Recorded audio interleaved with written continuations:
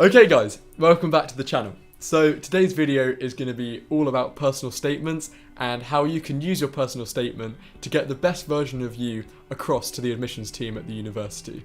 So your personal statement is really your first chance to actually give a bit of yourself to the university so that they can see if you're the type of candidate they're looking for. You only have a 500 word limit, so you really want to smash it. You can't be wasting time, you can't be wasting words, you've just really got to go for it all in one. And the way I see it, at the moment you're achieving well academically, and you've also got to this stage of being able to have work experience, be able to express yourself. So what you need to do is you need to put that into this 500 word piece of work. So without further ado, let's get started on the tip. Okay, so in with tip number 1 is do not start your personal statement with anything such as I've wanted to be a vet since I was 3 years old, or I've wanted to be a vet for as long as I can remember. Now, this might feel like a very passionate way to start your personal statement, and it actually is. It does show that you've obviously been interested in veterinary as a career for a long time, but unfortunately it's not unique. And so many veterinary applications do start with this sentence. So what you'd rather have is something unique to yourself, something that makes you stand out from the crowd, and I can't really give you tips on what that is because that is unique to you. Okay, so straight back in with number 2. You want to write about things that interest you in your personal statement. You obviously will be talking about things that are veterinary related to show that you have an interest in the field, but what you want to do is you want to write about things that you care about. For example, if you're not interested in farm animals or the foot and mouth outbreak, for example, or equine herpes virus, you don't want to mention them in your personal statement because for a lot of one-on-one interviews, your personal statement will act as a prompt for questions.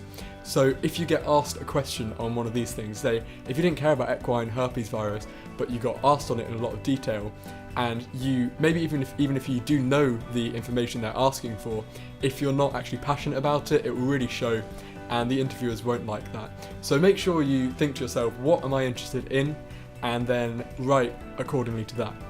Okay, so back in with tip number 3, and tip number 3 is all about your work experience.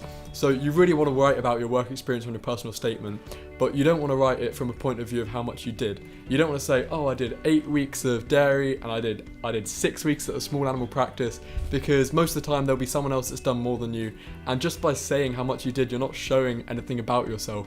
You want to show the quality of work experience that you've done and what you've learnt from that. You want to say things like, I've learnt teamwork skills, I've learnt compassion, I've learnt how to deal with stress. For example, if there was a particularly stressful period on one of your placements, you can write about that, and that will really give the admissions team more of an insight into who you are and how you deal with those circumstances.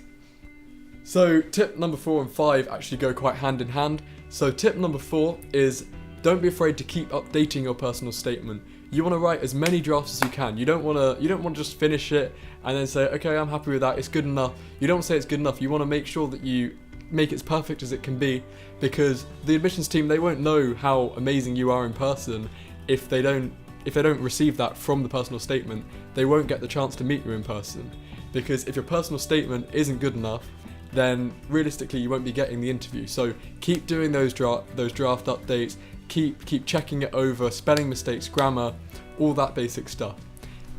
Okay, and that leads us into tip number 5, which is check, check, check. You want to get your personal statement checked by as many people as you can. I mean, neighbours, friends, parents, teachers, cousins, anyone that will be happy to look at it. You want to get them to check it and give you recommendations. And some of these recommendations, okay, they won't be useful, but every so often there will be one that is useful, and that will really help you just progress your personal statement to the next level. And another person that I'd really recommend you get it checked out by is someone in a medical profession, such as a vet. That would be the number 1 person that would really be great. Second of all, a vet student, and then anyone else in a medical profession, because a lot of them have gone through the same process and they know what interviewers are looking for. So that's pretty much it, and we hope that you can take those tips on board and use them to start upgrading your personal statement, and yeah, good luck in general.